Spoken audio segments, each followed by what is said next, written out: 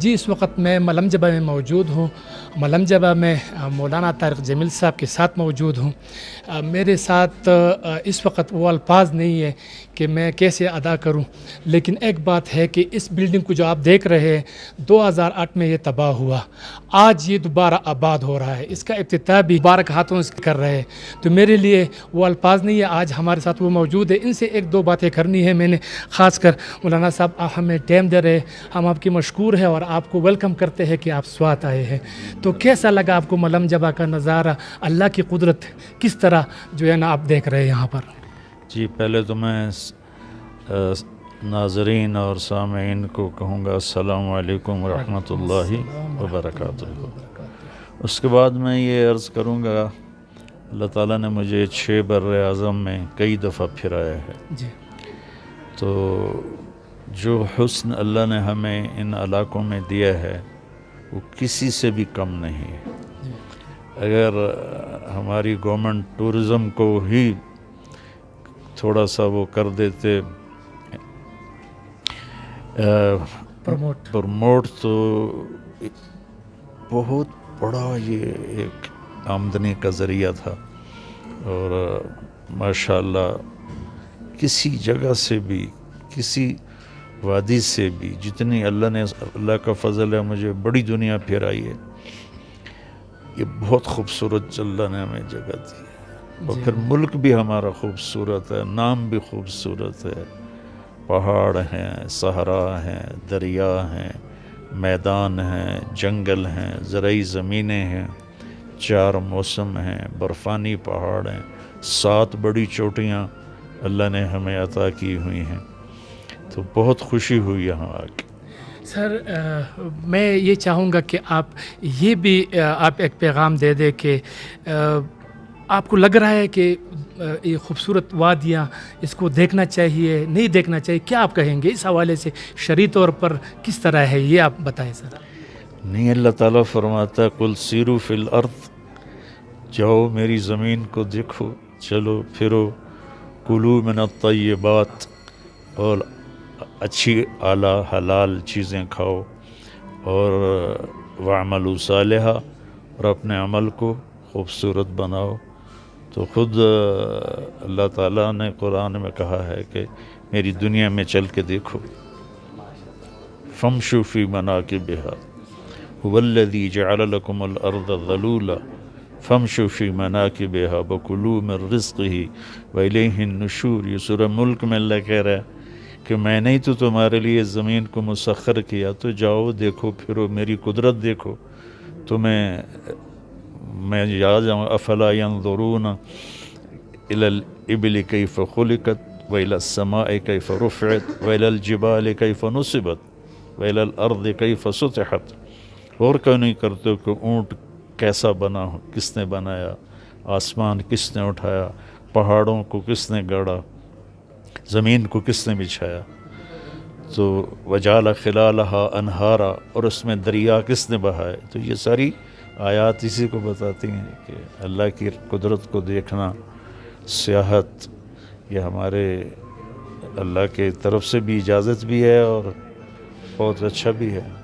سر ایک بات آپ کے ذہن میں لانا چاہتا ہوں. آج جس مبارک ہاتھوں سے آپ کا یہ بلڈنگ کا آپ نے افتتاح کیا ہے، آپ یہ سمجھتے ہیں کہ 2008 میں یہ تباہ ہوا، سوات کے لوگ، یہاں کے لوگ کس طرح دوبارہ مطلب انہوں نے سروائیول کیا اور دوبارہ اپنے پاؤں پر کھڑے ہو گئے؟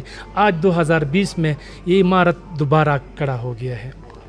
جی یہاں مجھے بتا رہے تھے مینیجر صاحب کے لوگوں کو روزگار ملا ہے، اور جو بیچارے بچے باغ کے چھلیاں بیچ رہے ہوتے تھے اور کچھ ایسے سڑک پہ چھاوڑیاں لگا کے بیٹھے ہوتے تھے، آج وہ یہاں ایمپلائیز ہیں اور ان کے گھروں کو رزق ملا ہے. پورا علاقہ ڈیولپ ہوا ہے. یہ بہت بڑی خدمت ہے وسیم صاحب، ان کے والد صاحب کی. اور میں نے دنیا میں بڑے سے بڑے ہوٹلوں میں قیام کیا ہے.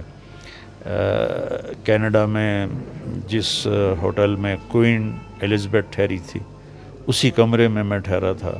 اس کا بھی سٹیٹس ایسا نہیں تھا. بالکل ٹھیک، بالکل ٹھیک۔ ایک عام سا سوال ہے، تھوڑا سا وقت آپ کا لیں گے، مجھے کافی حیرت ہو رہی ہے کہ میں پوچھوں یا نہ پوچھوں، لیکن مجھے پوچھنا چاہیے، ایک عالم دین سے مجھے پوچھنا چاہیے۔ آج کل سوشل میڈیا میں بلا تحقیق ہم ایک چیز کو شیئر کرتے ہیں کہ فلانا نے یہ کہا، فلانا نے وہ کیا، اور بلا تحقیق کے، تو اس کو کس نظر سے دیکھا جا سکتا ہے؟ اسلام میں اس کے کیا ہے، ہمارے مذہب میں کیا اس کی ڈیٹیل ہے تھوڑا سا، کیونکہ سوشل میڈیا پر آج کل غلط خبریں بہت زیادہ پھیلتے ہیں۔ جی پہلے تو میں عرض کروں گا کہ میں خود اس کا شکار ہوں۔ میرے بارے میں اتنی جھوٹی باتیں، اخلاق سے گری ہوئی باتیں لوگ بولتے بھی ہیں، اور وہ ٹویٹ بھی کرتے ہیں، پوسٹیں بھی لگاتے ہیں، اور میرے نبی کا فرمان ہے کفا بالمرء کذبا ان یحدث بکل ما سمع، کہ آدمی کے جھوٹا ہونے کے لیے اتنا ہی کافی ہے کہ جو سنا بغیر تحقیق کے آگے کہنا شروع کر دیا۔ تو جھوٹ، میرے نبی نے فرمایا کہ میرا امتی ہر گناہ کر سکتا ہے لیکن دو کبھی نہیں کرے گا، ایک جھوٹ کبھی نہیں بولے گا، ایک دھوکہ کبھی نہیں دے گا۔ تو ہمارا سوشل میڈیا جھوٹ سے بھرا پڑا ہے، بغیر تحقیق کے بات کرنا یہ بہتان ہوتا ہے جو غیبت سے بھی بڑھ کے ہے۔ ایک روایت میں آتا ہے کہ اگر کسی شخص نے کسی نیک خاتون پر بدکاری کا بہتان لگا دیا اور پھر معافی نہ مانگی، توبہ نہ کی، اور 100 سال مصلی بچھا کے سجدے کرتا رہا تو بھی جہنم میں جائے گا۔ تو ہمارا تو کیا دیندار طبقہ، کیا دنیا دار، کیا پڑھے لکھے، سبھی اس تالاب میں ننگے ہیں۔ تو یہ میں بڑے دکھ سے، کہ چونکہ میں خود اس میں مبتلا ہوں، تو بہت دکھ ہوتا ہے جب ایسی جھوٹی باتیں لوگ کہتے ہیں۔ میں تو اب دیکھتا بھی نہیں ہوں، لیکن آپ کا سوال بہت ہی اہم ہے، اور میں ہم ٹی وی کے ذریعے سے یہ پیغام اپنی قوم کو، سوشل میڈیا پہ بولنے والے، لکھنے والوں کو کہوں گا، اللہ کے واسطے ایک تو ہر سنی بات کو آگے نقل نہ کرو، ایک جھوٹ نہ لکھو، جھوٹ نہ بولو، کسی پہ بہتان نہ باندھو، اور سیاسی نفرتیں انہیں ڈسکس مت کرو، اور اس سے بھی زیادہ اہم ہے مذہبی نفرتیں۔ مجھے 20 سال ہو گئے یہ مضمون بیان کرتے ہوئے کہ امت بنو، اللہ کے واسطے اختلاف کر کے بھی محبت کرو، امت بنو۔ فیصلہ تو اللہ نے آگے کرنا ہے، ہم یہیں جنت دوزخ کے فیصلے کر کے بیٹھ گئے ہیں۔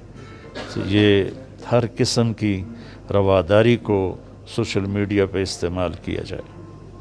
بالکل، آج کل چونکہ سوشل میڈیا کا دور ہے، اور اخبار، ٹیلی ویژن بعد میں خبر آتی ہے، پہلے سوشل میڈیا پر آتی ہے، تو تحقیق کرنے کی ضرورت ہے۔ خبر کو پھیلانے سے پہلے اس کی تھوڑی سی تصدیق ہونا چاہیے۔ مولانا صاحب، آخری سوال ہے اور آخری پیغام آپ کیا دیں گے؟ وہ آپ اپنی مرضی سے ہی دے دیں۔ میں شیراز نام آپ کا؟ شیرین زادہ۔ بھائی شیرین زادہ، میں ہمیشہ پیغام یہ دیتا ہوں کہ امت بن کے چلو، محبت کرنے والے بنو۔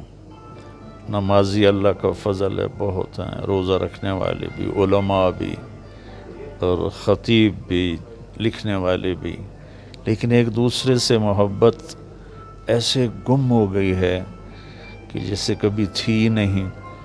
اور میرے نبی نے سوال کیا، اسلام کا سب سے بڑا عمل کیا ہے؟ تو صحابہ نے کہا نماز، تو آپ نے فرمایا نہیں۔ تو پھر انہوں نے عرض کیا جہاد، تو آپ نے فرمایا نہیں۔ پھر انہوں نے عرض کیا روزہ، تو آپ نے فرمایا نہیں۔ پھر انہوں نے عرض کیا حج، آپ نے فرمایا نہیں۔ تو وہ حیران ہو کر پوچھنے لگے پھر یا رسول اللہ پھر ہے کیا؟ آپ نے کہا اللہ کے لیے محبت کرنا، اللہ کے لیے محبت کرنا، اللہ کے لیے بغض رکھنا۔ تو اللہ کے لیے، اللہ کے واسطے سیاسی جماعتیں اختلاف کریں، نفرت نہ کریں، مذہبی فرقے اختلاف کریں، نفرت نہ کریں، اس سے صرف اور صرف غیروں کو نفع پہنچے گا، ہم برباد ہو جائیں گے۔ بس میرا یہ پیغام محبت ہے جو میں بہت عرصے سے دہرا رہا ہوں، کہہ رہا ہوں، اور اللہ کرے کسی کے دل کو لگ جائے میری بات۔ بالکل ٹھیک، بالکل ٹھیک۔ بہت شکریہ سر۔ پشتو میں کہتے ہیں یو جہان مننا، مطلب ایک جہان سے زیادہ جو ہے نا آپ کا شکریہ میں ادا کرتا ہوں سر۔ آپ نے مجھے ٹائم دیا اور آپ نے یہاں کے لوگوں کے لیے ٹائم نکالا، میں بہت شکر گزار ہوں۔ آپ نے مولانا طارق جمیل صاحب کے میٹھی میٹھی باتیں سنی، میرے ساتھ رہے، انشاءاللہ آپ خوش ہوں گے۔ آج اس عمارت کا جو افتتاح ہو رہا ہے یہ بھی مطلب اس کے دستے مبارک سے ہوں گے، تو ہم اس سب چیزوں کو دیکھیں گے۔ میرے ساتھ رہیے، اللہ حافظ۔